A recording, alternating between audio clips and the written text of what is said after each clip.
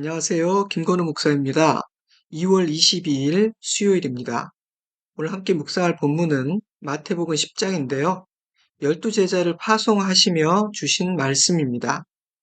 9장 마지막 부분에는 예수께서 모든 도시와 마을을 두루 다니시며 가르치시고 천국 복음을 전파하시고 모든 병과 약한 것을 고치셨다는 예수님 사역의 요약과 함께 목자 없는 양과 같이 고생하고 기진한 무리들을 불쌍히 여기신 예수님께서 추수할 것은 많으나 일꾼이 부족하니 추수할 일꾼을 더 보내주시길 요청하라 명령하셨다는 말씀이 기록되어 있습니다. 그렇게 9장이 마무리되고 10장은 이렇게 시작되죠. 10장 1절입니다. 예수께서 그의 12제자를 부르사 더러운 귀신을 쫓아내며 모든 병과 모든 약한 것을 고치는 권능을 주시니라. 예수께서 이 12를 내보내시며 명하여 이르시되, 예수님은 추수할 일꾼들, 하나님 추수의 선봉에 서게 될 12제자를 세우시고 당신이 하셨던 그 모든 사역들을 위임하셨습니다. 제자들의 실력만으로는 절대 감당할 수 없는 일임을 잘 알고 계셨기에 더러운 귀신을 쫓아내고 모든 병과 약한 것을 고치는 권능도 주셨죠. 그들을 무장시켜 주신 것입니다. 무장되지 않으면, 권능이 없다면 귀신을 쫓아내기는커녕 귀신들에게 압도당할 테니 말입니다. 지난주 수요 말씀 묵상 때 나눈 바처럼 그 권능이 작동하는 방법은 믿음입니다. 믿음이 열쇠입니다. 마가복음 9장 23절, 예수께서 이르시되 할 수 있거든이 무슨 말이냐, 믿는 자에게는 능히 하지 못할 일이 없느니라 하시니 곧 그 아이의 아버지가 소리를 질러 이르되 내가 믿나이다, 나의 믿음 없는 것을 도와주소서 하더라. 사랑하는 성도 여러분, 우리에게 믿음이 있기를 바랍니다. 사명을 주시고 권능까지 주셨으니 이제 세상으로 나가 예수님이 하셨던 그 일들을 하기만 하면 될 것 같습니다. 그러나 예수님은 그들에게 주님으로부터 파송받은 제자들의 삶의 자세, 사역의 지침들을 주십니다. 그것이 10장의 내용입니다. 그런데 이런 질문이 생길 수 있을 것 같아요. 12제자에게 주신 이 말씀은 나에게도 해당되는 말씀인가? 12제자는 사도라 불리는 아주 특별한 사람들인데 목사도 선교사도 아닌 나에게 이 말씀이 의미가 있는 것일까? 여러분은 어떻게 생각하십니까?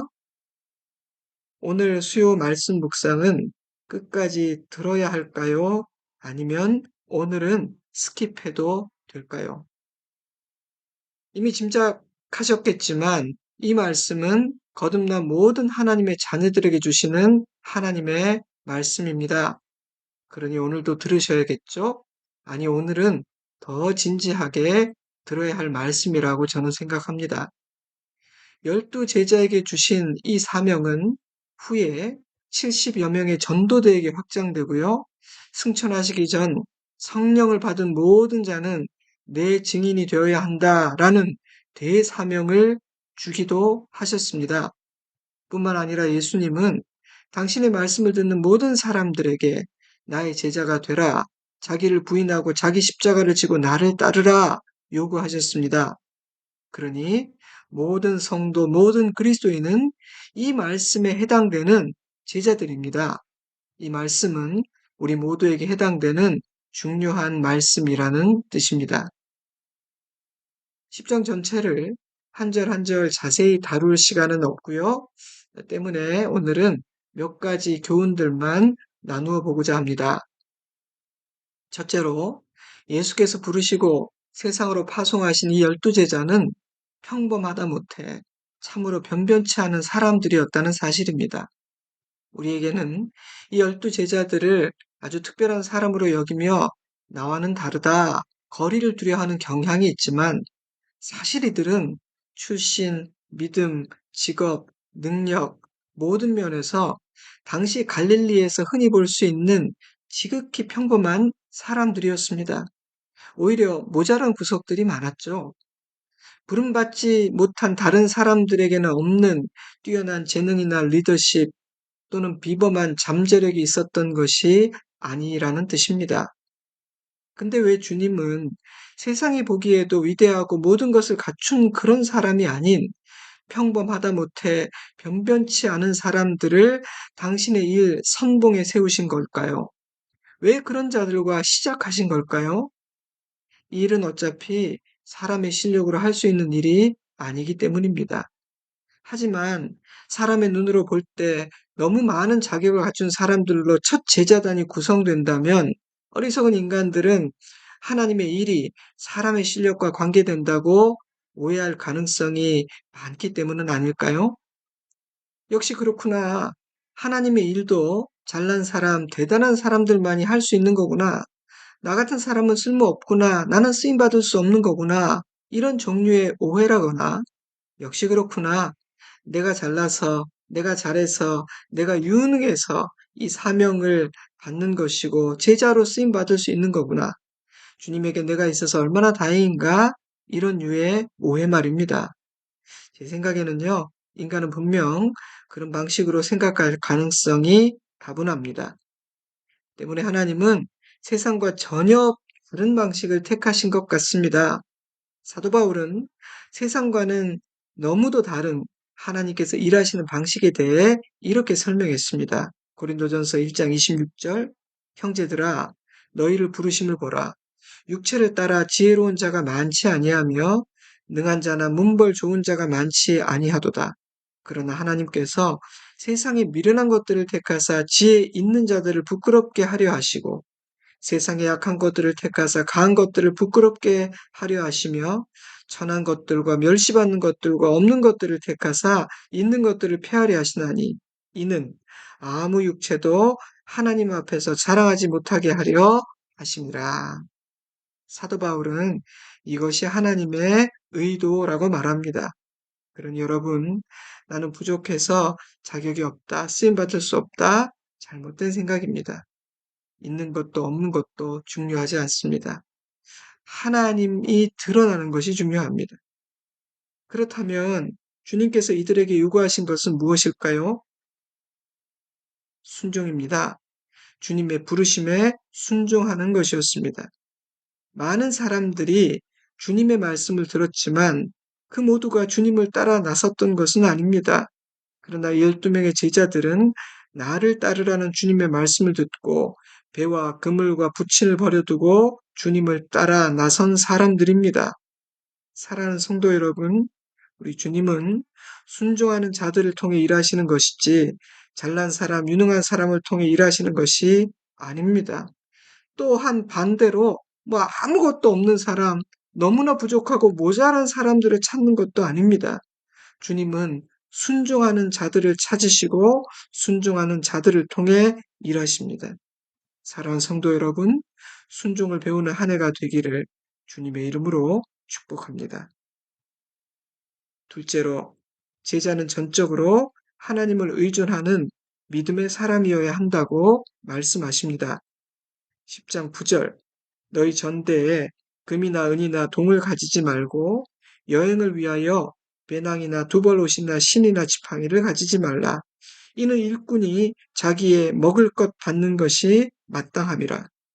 제자들을 세상에 보내시며 예수님은 꼭 필요한 최소한의 것들만 가지고 떠나라. 짐을 가볍게 하라. 내일 일 걱정하며 너희 힘으로 대비하려 하지 말라. 말씀하셨습니다. 그런 명령을 자신 있게 하실 수 있었던 이유는 그들을 보내시는 하나님 아버지께서 그들의 모든 필요를 책임져 주실 것이기 때문입니다.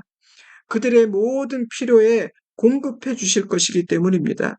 그러니 참으로 대책 없어 보이는 이 말씀은 참으로 대책이 있는, 확실한 대책이 있는 그런 말씀이었던 것이죠. 예수님이 제자들에게 요구하신 것은 그런 하나님을 신뢰하는 믿음이었습니다. 그들이 신뢰해야 하는 것은 자신이 준비한 자원들이 아닌 하나님의 돌보심이었습니다. 만약 믿음이 없다면 하루하루 날이 갈수록 짐은 점점 더 많아지고 무거워질 것입니다. 미래와 노후를 대비하기 위해 점점 더 분주해지고 힘을 써야 할 것입니다. 문제는요, 짐이 무거워지면 자유롭게 주님의 일을 할 수 없고요. 내 힘으로 나의 미래를 대비하려 분주해지기 시작하면 주님의 일을 할 시간과 에너지가 사라져버리게 된다는 사실입니다. 때문에 주님은 오늘 먹고 사는 일과 너의 미래는 아버지께 맡기고 너는 너의 짐을 가볍게 하고 아버지께서 맡기신 일에 온전히 집중하라. 일꾼이 먹을 것은 보내신 분이 책임져 주신다. 말씀하신 것입니다. 그런데 하나님께서 제자들의 필요를 채우시는 방법은 사람을 통해서입니다. 11절에서는 한 마을에 도착하면 제자들을 환영하는 자를 찾아 그 집에 머물라고 말씀하셨고요. 40절에서는 제자들을 영접하는 자는 결단코 상을 잃지 않을 것이라고 말씀하셨습니다. 하나님은 사람을 통해 자신의 일꾼들을 먹이고 재우고 입히시는 것입니다. 물론 하나님은 광야 이스라엘 백성들에게 친히 만나와 메추라기를 주신 것처럼 까마귀 입에 고기와 떡을 물려 선지자들을 먹이신 것처럼 기적적인 방법으로 자기 종들의 필요를 채우기도 하십니다. 그러나 하나님께서 가장 자주, 가장 많이 사용하시는 방법은 사람을 통해 일하시는 것입니다. 저는 그 역시 놀라운 기적이라고 생각합니다. 그들은 제자들이 알고 지내던 지인일 수도 있지만 생면 부지의 사람들일 수도 있습니다. 저는 종종 그런 일들을 보고 듣습니다. 저 자신이 경험하기도 합니다. 누군가가 나타나 기대하지 않았던 신비한 방법으로 필요를 채워주는 그런 경험 말입니다. 우연이다. 너무 갖다 붙이는 것 아니냐? 그렇게 생각하는 분도 있겠지만 하나님께서 하신 일이구나. 그런 감이 올 때가 있어요. 여러분, 그런 감이 오고 그런 하나님의 일하심을 느끼는 순간에는요, 막 전율이 일어나고 감동이 됩니다. 예수님은 파송된 제자들이 그런 감동과 전율을 느끼며 주의 일 감당하기를 바라신 것은 아닐까요? 그래서 아무것도 없으나 모든 것을 가진 자로 당당히 살기를 바라신 것이 아닐까요? 그런데 그리하려면 그런 기적을 경험하려면 짐이 가벼워야 하는 것입니다. 나의 오늘과 내일을 나를 보내신 아버지께 맡기는 믿음이 있어야 하는 것이죠. 하나님을 신뢰하는 믿음으로 살지 않는 자는 하나님의 공급하심과 놀라운 기적을 경험할 수 없습니다. 사랑하는 성도 여러분, 믿음으로 사는 법을 배우는 한 해가 되기를 기도합니다. 하나님은 자기를 믿고 의지하는 자를 책임져 주십니다. 아멘. 셋째로, 제자는 평안을 비는 사람이라고 말씀하십니다. 12절. 그 집에 들어가면서 평안하기를 빌라. 그 집이 이에 합당하면 너희 빈 평안이 거기 임할 것이요 만일 합당하지 아니하면 그 평안이 너희에게 돌아올 것이니라. 심판받아 마땅한 자들에게 심판을 선포하는 일은 속 시원하고 기분 좋은 일일 수 있습니다. 그러니 주님의 권능으로 무장된 제자들에게는 심판의 카드를 휘두르고 싶은 마음이 있었을지도 모르겠어요. 실제로 이들은 자신들을 거절한 사마리아의 한 마을을 불로 심판하려고 한 적도 있습니다. 그러나 예수님은 제자들에게 어느 집에 들어가든지 평안을 빌라고 말씀하십니다. 만약 그 집이 제자들의 메시지를 받아들인다면 평안은 그 집에 머물 것입니다. 그러나 만약 그 집이 제자들과 그들이 전하는 메시지를 거절한다면 제자들의 빈 평안은 그 집을 떠나 제자들에게 돌아올 것입니다. 심판받을 것이라는 뜻입니다. 제자들은 심판을 선포하지 않고 평안을 빌지만 하나님은 구원할 자는 구원하시고 심판할 자는 심판할 것이라는 뜻입니다. 그러니 심판하는 일은 하나님께 맡기고 너희는 평안을 빌라는 것입니다. 너희를 영접하지 않고 너희가 전한 나의 말을 거부한다면 너희 발에 먼지를 떠는 것까지만 하라고 예수님은 말씀하셨습니다. 사랑하는 성도 여러분, 이 원리를 잘 기억해 두세요. 제자는 심판을 선포하는 자가 아니라 복음을 전하고 평안을 비는 자입니다. 의로운 분노조차도 인간에게는 참 위험하다는 생각을 저는 자주 합니다. 심판은 주님이 하실 일이지 우리가 할 일이 아닙니다. 우리가 해야 할 일은 평안을 빌고 구원하고 하나님의 나라를 전하는 것입니다. 넷째로 제자는 오직 하나님 한 분만을 두려워해야 한다고 말씀하십니다. 10장 28절.